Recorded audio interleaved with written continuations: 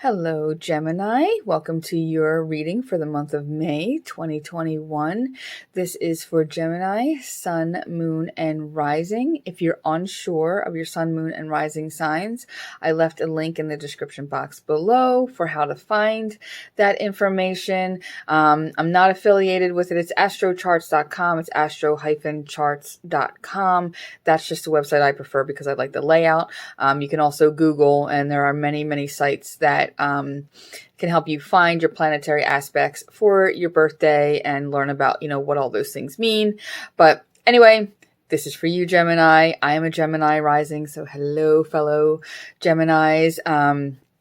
I did things a little bit differently than in the April reading. So I did not set any intentions with these 6 cards here, just this card. So whereas last month I said this card is for your challenges, this card is what's helping you, we're not doing that here. This is just the story for May, just a little snapshot of May. So these cards don't have a particular order to them or anything like that. It's just a story, except for this card, which is your own energy. So we're going to get started. And we have for you, Gemini, your energy for the month of May is the Page of Cups. And some of you may be getting just some surprising information coming your way, or a gift, something that you weren't expecting. For many of you, I don't think this is anything like that's going to knock you off your feet or, be so worrisome. But just something to be alert for, just keep your eyes open for anything that might pop up. It's also a month to really just explore what makes you happy and what makes you feel joy, especially if, going through like this past year and all of this pandemic stuff, it's been very hard for a lot of people to just simply feel happy and feel joy. And so this is encouragement to put yourself out there and open up and do things, and expose yourself to things that make your heart feel a little happier. You may find yourself starting something newer when it comes to things that do bring you happiness, starting, maybe starting a dance class online, or, spending responsibly, a little bit of that stimmy money to do something like, buy flowers for your garden or spruce up your house, or, just treat yourself. But definitely, having some moments in the month of May to really explore what brings you happiness, what really just, makes your heart leap, So really nice energy for the month, as far as your own energy. And then we have got the 10 of Swords, oh my gosh, the 3 of Wands, Justice, the King of Pentacles, and that 3 of Wands is in reverse, the Ace of Wands, and the 10 of Cups. And what I'm focused on the most right now is this 3 of Wands in reverse. And I feel that, this is very internal energy right now, and I feel like there's something that you want to start, or something that you may have started but you kind of stalled a little bit, and there's reluctance here to feel any kind of hope for the future almost. Not that you feel completely hopeless, but you're sort of second guessing yourself on some things. And you may have started off with this goal, but it may have gotten away from you, or, something external may have stopped you from reaching that goal right now. So you're kind of in that energy, in this sort of limbo of thinking about, do you restart again? Where do you want to go? Is this, what you wanted to do? There's this energy of, this Ace of Wands here, definitely a new beginning, and this, like I say, with the Page of Cups, exploring what makes you happy, exploring that passionate side of you, that's there, but there's a reluctance here. There's some sort of fear that's holding you back, that's pulling you back, from going forward. And it's definitely something to, sit with for a while and see where that comes from. You may have had like failures in the past that, cause you to be afraid to begin again, and that cause you to be afraid to do something on your own or start, laying a foundation for something new. And that's very normal. So it's about, it's about being honest with that and working through that energy, not necessarily running away from it, but learning how to work with it so that you can, reverse this, put it back upright, and really look towards your future and really hit some of this new beginning energy. And I do think that this comes from, a place of pain and a place of just like, mental anguish, that leaves you feeling that stuck energy, this knowing that there's something out there for you, knowing that there's something that you want to do, knowing that there's something better, but just feeling just stuck with it, because of things that you've experienced in the past. And that's where we've got our 10 of Swords that's where we've got the 10 of Swords coming in. That's all that really heavy mental energy that just like pins you down and leaves you feeling like you're unable to move forward. The good thing with the 10 of Swords is that it's an ending of that energy. Some of that is going away. It doesn't negate anything that you've experienced. It doesn't negate, these feelings that you have, and these thoughts that you have. They're all valid, but the way that they're holding you down now, like that energy is starting to fall by the wayside. It's starting to come to an end. And I just did an individual reading for somebody, and we had the 10 of Swords, and I was saying, how I like this card because she's like pinned down by all of these swords, all of her thoughts, all that mental drama, just like holding her back, holding her down. She's like laying on this crappy landscape, but she's got her phone in her hand. Is she taking a selfie? Is she like, man, I got everything, all this crap going on, but I look pretty, or is she looking at something on her phone that's like giving her hope? She's looking for advice. She's looking for a way out of this.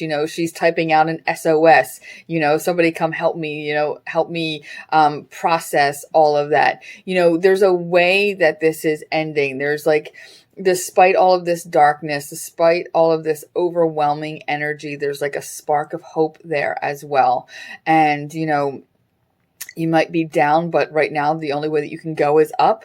But I feel that this energy here is what's leading to like the stagnation that's here within the 3 of Wands, which brings you to, making choices and making decisions right now about where you want to go with all of this energy, and realizing that the decisions that you're making now are going to have an effect for, some time in the future. It's not just a now moment. It's, going to ripple out to other people and into the future. And we have this Justice card, this sense of fairness, the sense of making a choice that's going to be the right choice for you and the right choice for others that are in your circle, whether it's your family, friends, co-workers, people that will be affected by the choice that you make. So when you're deciding, what to let go of here and what to let go of here so that you can move forward, how is that affecting you in the future? What is that going to look like for you?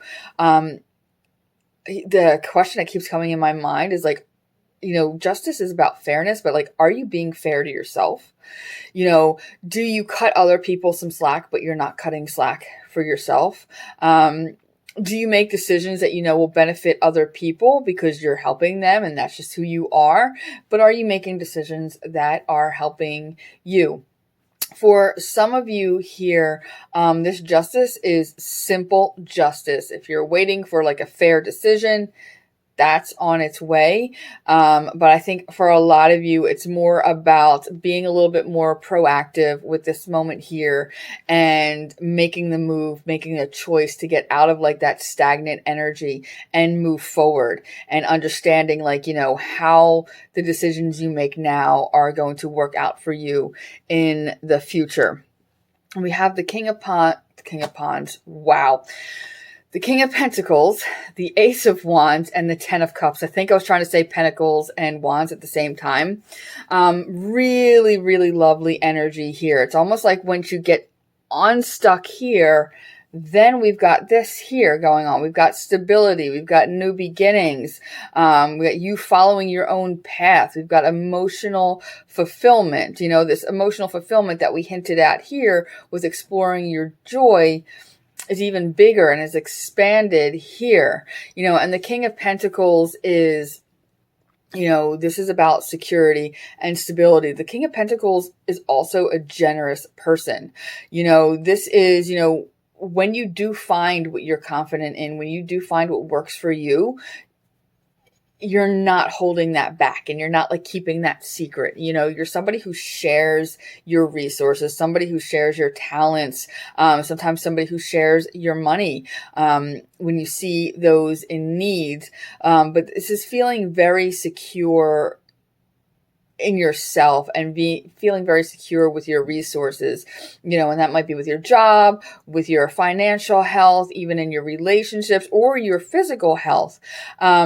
You know, but just a nice sense of stability and security, which, you know, isn't felt right here yet. But, you know, once like clarity comes and decisions are being made and, you know, you're a little bit more proactive, then this energy here is going to start coming into play. So it's like setting those wheels in motion, right?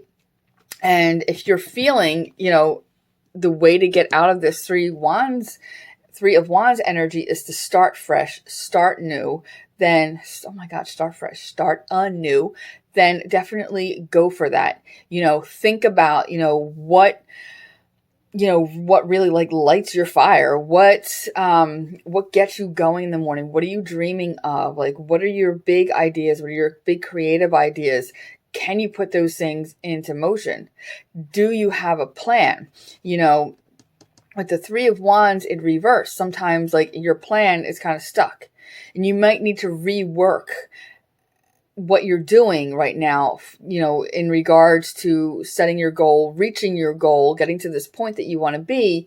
You might need to rework some of those things right now. You might need to make different choices and, you know, have a different perspective on things and start a little bit fresh again, you know, maybe with a similar goal in mind, but your action steps towards getting there just need to change, you know, but beautiful new energy on its way. And then we have the Ten of Cups, and, you know, there's emotional fulfillment available here, and, you know, just more longer term happiness that's available. It's about getting out of like that stagnant energy here and finding the things that do bring you joy. Like we said with the Page of Cups, you know, connecting with those joyful parts of you, connecting with those joyful desires, you know, connecting with that optimistic side of yourself as well, and putting in the work to getting to this point. But I like the fact that, you know, even though this isn't like, I didn't put this in any sort of order, I do like the fact that, you know, we're starting with the Ten of Swords, where it's like, oh, Jesus, you know, and we're moving through and working through that energy to kind of like get out of that stagnation, get out of like that, you know, being stuck. And by, you know, putting in that work and by dedicating yourself, you know, to making, you know, some better choices, or, just dedicating to getting out of this moment, you know, that ultimately brings you like this stability and new beginning energy and emotional fulfillment. And to end, we're going to take a look at, we're going to grab an oracle card. So I did lie about the shuffling, but it's only for a moment. And we're going to tie that up. Let's see what we've got to say. Here we go. Kiwi. Do a walking meditation each day for the next week. So sometimes I just leave it at their little blurb, and other times I expand on that. So right here in this energy here, and even in this energy here, sometimes one of the best things that you can do for yourself is just kind of get away from all the inside noise, you know, people around you, the TV, the phone, and whatnot, and just kind of get back outdoors and connect with nature if possible. Even if you live in a big city and there's not like a lot of natural areas out there, just getting outside, letting the sun hit your face or letting the wind hit your face, maybe look for different signs of spring, or if you're on the other side of the planet, fall, and take note of like little different parts of nature. Sometimes it's just, it seems silly, but like looking at the birdies and the butterflies and the leaves and the flowers, it might seem trite, but it can clear your mind or just bring you a little bit of relaxation, so that when you get back into work or back at home and back into those noisy environments, you're a little bit more connected and a little bit more grounded and able to focus a bit better. But the cute little kiwi birds, they're very grounded energy as well. They're very realistic energy, very resilient. It's a flightless bird, but they're adorable. So you would think that being a flightless bird is very limited, but it's limiting, but it's not. They've adapted, right? So it's also about, that adaptability, being flexible, and also staying grounded. It's great to like dream and all that kind of stuff, but also have this moment too, being realistic about what's going on. And, kiwis also have an energy of like, or I'm feeling an energy of like protection and safety and family, so doing things, making choices now, getting out of some of that energy in order to benefit and protect yourself as well as your family. But overall, taking this little message by heart, if there's a way that you can get outside and walk, or even if it's like indoors, like doing an indoor track, although we're not really doing indoor stuff much these days, I guess, with the pandemic, but, changing scenery, moving around as much as possible, and just not focusing on all the stresses of day to day, and allowing yourself to have like this moment of activity that works for you in order to like clear your mind and get yourself reconnected. All right. If you have any questions, if you need anything clarified, just, drop a comment below. Thank you so much for letting me read for you. I hope you have a wonderful month.